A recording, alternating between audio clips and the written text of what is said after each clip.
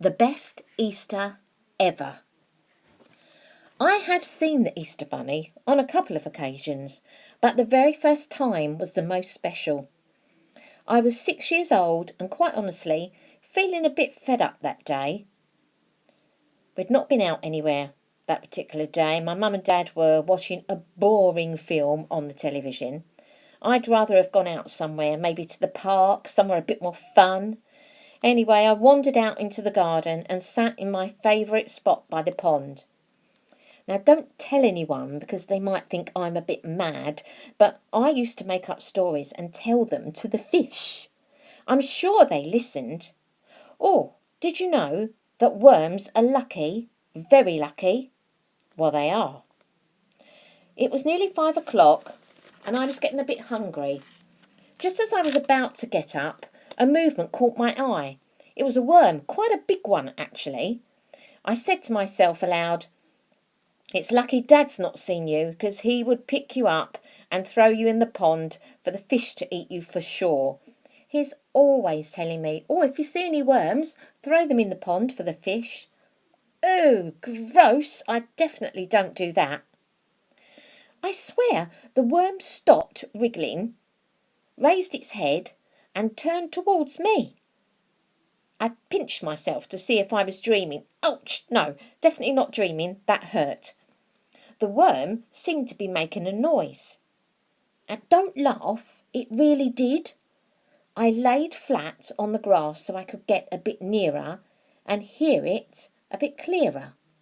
It sounded like, "One good turn deserves another." What does that mean? I asked myself. He then burrowed himself into the dirt and was gone. I sat there thinking, that's it. I've gone quite mad, imagining worms talking to me. Whatever next? Suddenly, there was a rustling noise under the lily bush. I sat very still, because I know some robins have a nest there, and I thought if I sat still, one might be looking for food and come out quite near me. I peered between the leaves. The rustling noise was getting louder. Then there was dirt flying out from underneath the lily bush. Daffodils were uprooted, bulbs landing on the grass. Oh, my mum's not going to be very pleased about that. But hang on, robins don't do that, do they? There was another scratching noise, and the big lily leaves moved, and what looked like a pink nose and whiskers peered out from under the leaves. I rubbed my eyes, thinking I'm dreaming. Oh, why, it's a rabbit. Oh, it must have got out from a neighbour's garden. Hello, Bunny. Come on, come out. I won't hurt you. I could go in and get it a carrot, but then it might run off and I'll miss it. I started cooing and making noises, rather like you do to babies. Do you know what I mean? Come on. Who's a pretty bunny then? Come on, come on. Imagine my surprise when the rabbit hopped out and said quite crossly, "Well, really, if you're going to just talk silly, I'm off. I have a lot to do, you know." I fell back and sat on the grass with a thud.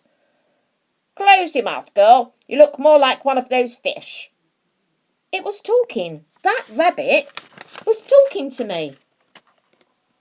"It has come to my attention, mainly from Wilbur, about your kindness to the garden folk, both great and small." Who's Wilbur? What garden folk?" I stammered. Oh, I'm losing it. I'm talking to a rabbit. "Tut, tut, girl. Wilbur is one of your garden worms. Garden folk are the animals, birds and insects. Don't you know anything?" Well, I didn't know rabbits could talk. "Well, to be fair, we rabbits only converse with humans, generally at Easter time, to ask for help when needed. But just the chosen ones." Easter? Chosen ones? What are you talking about? Why Easter? "Well, really, babbling on, how do you expect me to deliver all the Easter eggs on my own? I do need some assistance." Oh, you're the Easter Bunny. I thought that was a made-up story. Actually, my name is Egbert. Egbert Rabbit, and I'm 7 years old, not a baby bunny. Okay, calm down. I'm nearly 7 too, and I know what you mean. My parents talk to me like I'm still a baby. I agree, it's very annoying. With that, the bunny pulled out a basket of eggs from under the bush. I also saw there was a black sock, a spoon, and what looked like a blue screwdriver, rather like the one my dad was looking for this morning. Take these eggs then, if you're going to help, and hide them in next door's garden. That will save time for me and will help me a lot. I'd be very grateful. Oh, yes, I can do that. I know that they're not in because I heard them say they were going to the park this afternoon, and I can easily get over the low fence. A butterfly flew past and went next door. Follow White Wings. She will show you where to hide the eggs. Sure enough, the white butterfly flew and flitted about the garden to different plants and areas of the neighbour's garden. I followed him around and hid the eggs. When I returned, Egbert was sitting by a pond. Great. That's the whole street finished. Apart from number 22, the children there are not very kind and sometimes very rude. Thank you for your help, Christine. He turned to go back under the bush. Wait, I shouted. I just want to go in and get my dad, because I know he won't believe me. No point, said Egbert. He won't be able to hear me speak. No one over the age of 10 can hear us talk. Besides, his name is on the Chock-a-Lock-Found list. What's Chock-a-Lock Fund? Chock or not found. Your dad's on the not found list. Well, what does that mean? Let me ask you this. Are there any odd socks in your house? Teaspoons go missing? Ever lose anything that just can't find an item when you know it was there? That's when I've had reason to visit. It may have been someone wasn't sharing, or being polite, or even rude. Wow. Will you visit me again? Come back tomorrow? Sorry, no. The Easter magic only happens once a year. We try to choose different children every year, but you never know. Or do you travel? Does your magic work all over the world? I was trying to think of lots of questions to ask.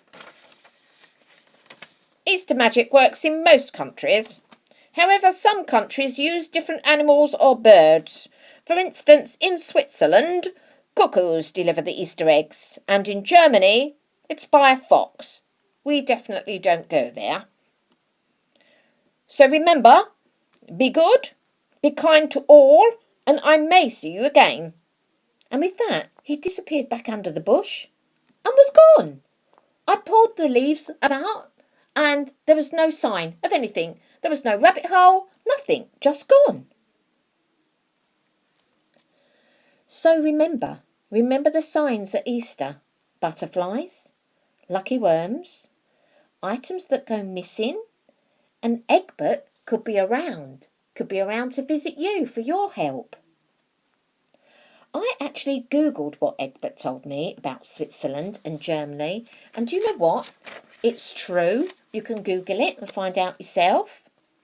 My understanding is it's all about being kind and helpful to everyone, all creatures, great and small.